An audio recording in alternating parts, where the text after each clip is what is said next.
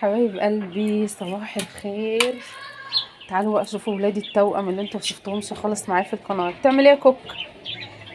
ما ظهروش معايا في اي فيديوهات خالص خالص خالص، بقى مفاجاه.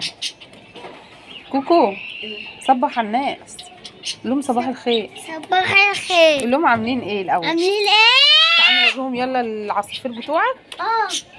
يلا بصوا بقى، دول العصافير،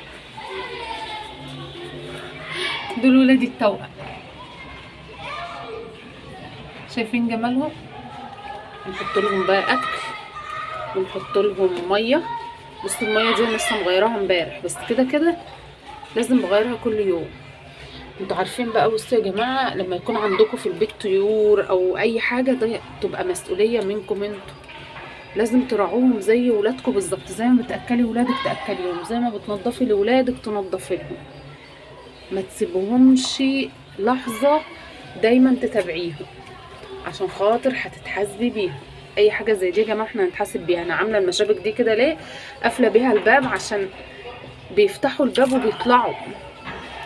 قبل كده واحده فيهم فتحت الباب وطلعت منه، فبتدوخني عبال ما امسكها، فانا بسيبهم بقى كده. جمعه مباركه عليكم يا حبايبي، وايام مباركه عليكم بكل ستر وصحه وراحه بال وجبل خاطر. حطوا لي لايك بقى.